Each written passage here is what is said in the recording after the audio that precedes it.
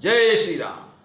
त्रिजटा नाम राक्षसी एका, राम चरण रति निपुण विवेका। सब नौ बोली सुनाए सि सपना, सीतै से ही करऊ हित अपना। उन राक्षसियों में एक त्रिजटा नाम की राक्षसी थी। उसकी श्री रामचंद्र के चरणों में प्रीति थी और वह विवेक अर्थात ज्ञान में निपुण थी। उसने सबों को बुलाकर अपना स्वप्न सुनाया और कहा, सीता जी की सेवा करके अपना कल्याण कर लो। उसने सारी राक्षसियों को बताया कि मैंने एक सपना देखा है और सीता जी का कल्याण करो और अपना भी कल्याण करो, सीता जी की सेवा करो। सपने बानर लंका जारी, जातु धान सेना सब मारी। खरयारूढ़ नगन दसी, सा मुंडित सिर खंडित भुज बीसा। अब त्रिजटा स्वप्न बता रही है। वो बोल रही है, स्वप्न में मैंने देखा कि एक बंदर ने लंका जला दी, राक्षसों की सारी सेना मार डाली गई। रावण नंगा है और गधे पर सवार है, उसके सिर मुड़े हुए हैं और उसकी 20 भुजाएं कटी हुई हैं।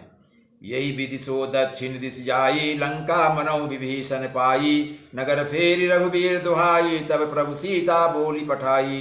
इस प्रकार से वह दक्षिण अर्थात यमपुरी की दिशा को जा रहा था, अर्थात रावण जा रहा था और मानो लंका विभीषण ने पाई है। नगर में श्री रामचंद्र की दुहाई फिर गई, तब प्रभु ने सीता जी को बुला भेजा। यह सपना मैं कहूँ पुकारी, होई सत्य गए दिन चारी। तासु बचन सुनिते सब डरी, जनक सुता के चरणन परी। त्रिजटा ने कहा, मैं पुकार कर निश्चय के साथ कहती हूँ कि यह स्वप्न 4 ही दिनों में अर्थात कुछ ही दिनों में सत्य होकर रहेगा। उसके वचन सुनकर वे सब राक्षसियाँ डर गईं और जनक जी के चरणों पर गिर पड़ी। जहाँ तहाँ गई सकल तबे सीता कर मन सोच, मास दिवस बीते मोही मारी निश्चर पोच। इसके बाद वे सब जहाँ तहाँ चली गईं। सीता जी मन में सोच करने लगी कि 1 महीना बीत जाने पर नीच राक्षस रावण मुझे मार डालेगा। त्रिजटासन बोली कर जोरी, मातु विपति संगिनी तय मोरी। तजऊ देह करु बेगी उपाई, दुसा बिरऊ अब नहीं सही जाई।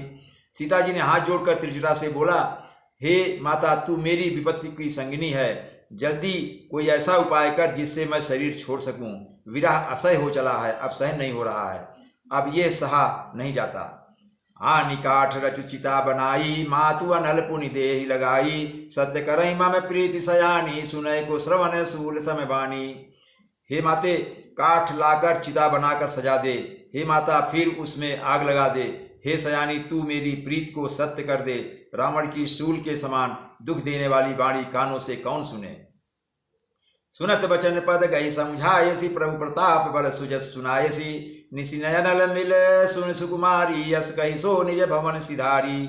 सीता जी के वचन सुनकर त्रिजटा ने चरण पकड़कर उन्हें समझाया और प्रभु का प्रताप बल और सुयस सुनाया। त्रिजटा ने कहा, हे सुकुमारी सुनो, रात के समय आग नहीं मिलेगी। ऐसा कहकर अपने घर चली गई। कहने का आशा यह है कि त्रिजटा ने टाला, आग ना लाने को एक बहाना बता दिया कि रात में कहीं मिलेगा नहीं, और ऐसा कहकर वो घर चली गई। कहा सीता विधि भा प्रतिकूला, मिली न पावक मिटी न सूला। देखियत प्रकट गगन अंगारा, यवन यावत एक अवतारा। सीता जी मन ही मन कहने लगी, क्या करूं, विधाता ही विपरीत हो गया है। न आग मिलेगी न पीड़ा मिटेगी।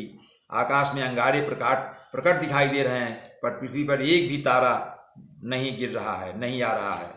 पावक मय शशि सर्वत नयागी, मानव मोहि जानि हत भागी। सुनहि विनय मम बिटप अशोका, सत्य नाम करू हरु मम शोका। सीता जी सोच रही हैं, चंद्रमा अग्निमय है, किंतु वह भी मानो मुझे हतभागिनी जानकर आग नहीं बरसाता। हे अशोक वृक्ष, मेरी विनती सुन, मेरा शोक हर ले और अपना अशोक नाम सत्य कर। अशोक का मतलब मतलब नहीं, शोक मतलब शोक, जिसमें शोक ना हो। वृक्ष का नाम अशोक अर्थात यथा नामो तथा गुणा की बात कर रही हैं सीता जी कि अपना अशोक नाम सत्य कर ले, मेरे शोक को दूर कर। नूतन किसलय अनल समाना, देहि अगिन जनि करहि निदाना। देखी परम बिरहा कुल सीता, सोचन कपि कलप समवीता। सीता जी फिर सोच रही हैं, तेरे नए नए कोमल पत्ते अग्नि के समान है, अग्नि दे, बिरह और रोग का अंत मत कर, अर्थात बिरह रोग को बढ़ाकर सीमा तक न पहुंचा। सीता जी को बिरह से परम व्याकुल देखकर वह क्षण भर हनुमान जी को कल्प के समान बीता। जब सीता जी को इतना विरहाकुल देखा, इतना शोकमग्न देखा, तो हनुमान जी को वो समय कल्प तक लगा, बहुत लंबा समय लगा। कपि करि हृदय विचार, दीन मुद्रिका डारि तब। जनु अशोक अंगार, दीन हरसि उठी कर गयो। तब हनुमान जी ने हृदय में विचार कर सीता जी के सामने अंगूठी गिरा दी, जो भगवान राम ने उनको दिया था। मानो अशोक ने अंगारा दे दिया। अंगूठी का कलर और अंगारा जैसा एक जैसे उपमा दी गई है। मानो अशोक ने अंगारा दे दिया, यह समझकर सीता जी ने हर्षित होकर उठकर उसे हाथ में ले लिया। जय श्री राम।